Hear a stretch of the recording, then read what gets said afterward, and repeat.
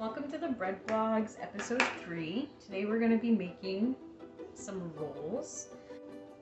The problem I've been having with my rolls is that they come out more of like a biscuit than a roll. So I tried to make some for Thanksgiving last year and they were really cakey. They ended up not being cooked all the way, so that was the other problem. So flat, biscuit-like, and raw.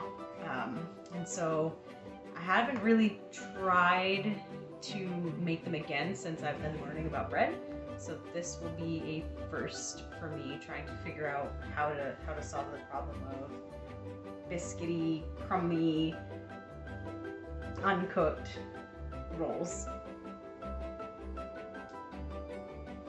So the first thing that I'm going to do is my yeast and water, just like every other bread that I'll ever make.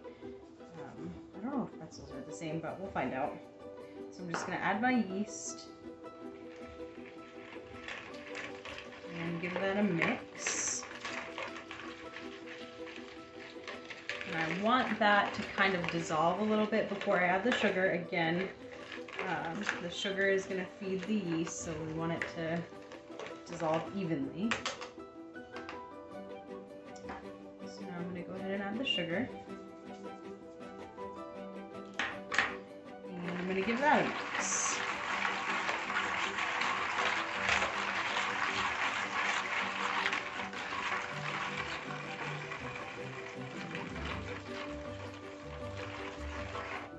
And then this recipe also calls for oil, vegetable oil, and that's just to add that fluffy like texture.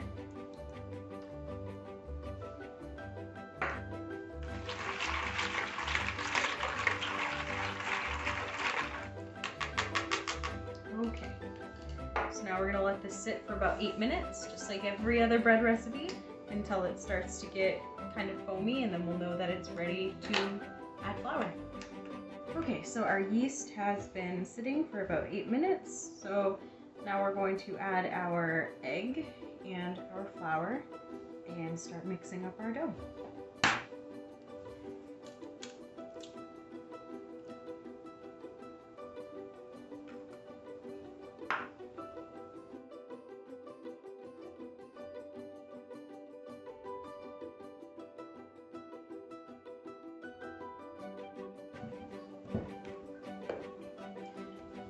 This recipe calls for 3 to 4 cups of flour. I'm always going to start with the lower number, of course, because I can add more, but I can't take flour out once it's been mixed. And as I said in my first video, a lot of people make the mistake of making their dough really dry so that it's easier to work with. But then, because you have dry dough, you end up with dense bread. We don't want dense rolls either. That adds to that crumminess that I was talking about.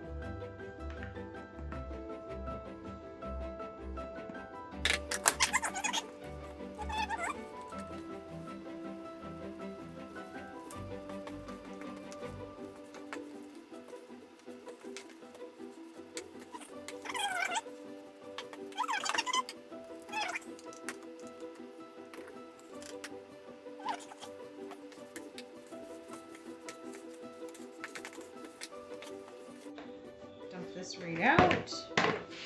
And again, we're not going to add any flour to our kneading surface. In this instance, it's a little bit different than the first episode because it does call for 3 to 4, but that's really accounting for the consistency, not how much you're going to use in the recipe and on the table. You have to know the consistency that you're looking for and dealing with. I'm going to set a timer for 8 minutes. I always knead for 8 minutes across the board. I don't care what it is. 8 minutes usually gets those gluten strands just about right.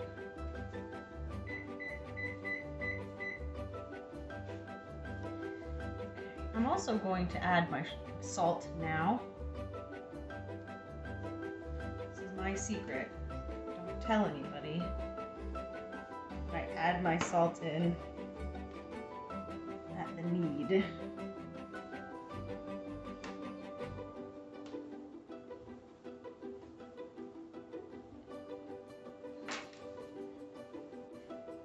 adding that little bit of extra flour was a mistake.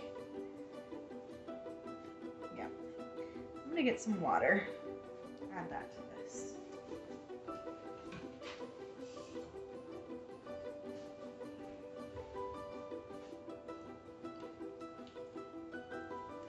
So this should solve the problem, at least a little bit, that I had the last time when I made these for Thanksgiving for my family.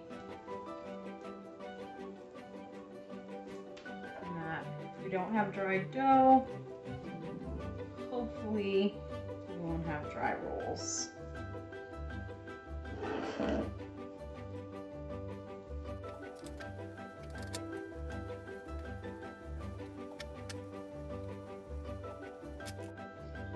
It was definitely a bummer. Last Thanksgiving, I was really excited that I had made, this really cool thing. And I was excited to make a tradition out of it, and then we bite into the rolls and they're raw. Luckily, my husband's family was really good about it, and most of them just ate the ones that were on the outside. And they said they were really great, so that was nice of them. But Easter, we're having cooked rolls. I didn't even know that you had to knead the bread for a certain amount of time. I just kneaded it until I felt like it was mixed.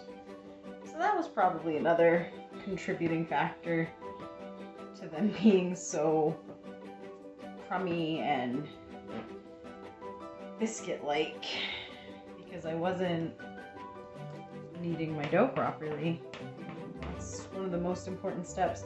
A lot of the baking videos that I've watched say that it doesn't matter so much what you use as far as a recipe or ingredients as much as your technique.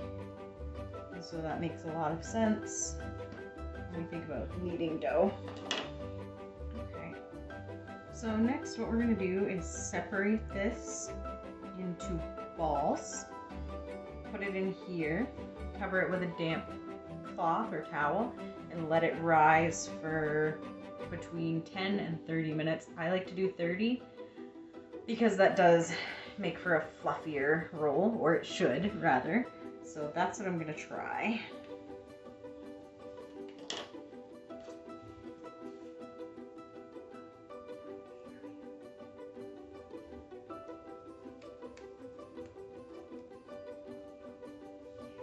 I think that one of my favorite parts about making bread in general is that it's kind of an analogy to life and hard situations, in that it starts out, the dough specifically starts out so unmanageable and really hard to work with. But you give it 8 minutes of work, you give it time, and it starts to work with you. And out of all of that hard work comes a really beautiful and satisfying thing that can also be really good for you. So I've come to really appreciate that. So the reason why I'm putting the balls of dough so close together is because in the past I separated them out and they had no support. Just like when we let bread rise in a bowl, you're supposed to use a banneton, it's a specific shape bowl. It creates support, and so when it rises, it's rising within its confinement, as opposed to we just leave it on the table and it instantly starts to flatten out. As it rises out instead of up. So we want to give it some support. So putting those in there nice and tight together. Think of how when you buy the package of rolls and they all come touching, they all come in a row. It's the same kind of idea. It's the same reasoning as to why. I think we might end up having to have these, but I'm just gonna start with this so I can make sure I get an even. Alright, so I realize I have a bit of a space here, and typically what I might do is move this to a smaller pan. One, I don't have a smaller pan, so I'm working with what I have, but two, I want to show a little bit of the problem that I was having before. So once this cooks, you'll notice that these here are not going to puff up like these ones here do, because they have support all around, as opposed to these ones only have support on this side. Alright, so it's been 30 minutes, so now we're going to see how well our bread rose. Okay, so our rolls have come out. They are a little bit darker than I'd like. I wouldn't call them burnt, but they are darker than I'd like. I checked them with a toothpick, however, and they do seem to be cooked all the way through, and they don't appear to be flat.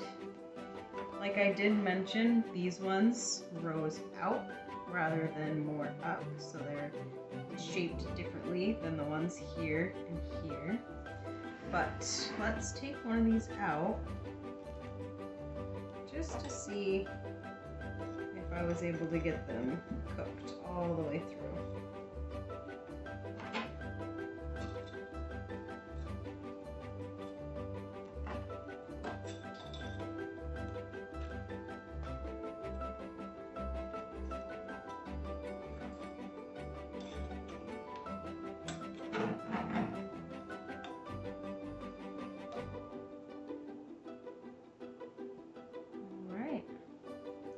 There we have. It is absolutely cooked all the way through, and it doesn't appear to be as crummy as it was before. It looks like if I pull it apart, it's stretching rather than just crumbling. So I think we've solved our problem.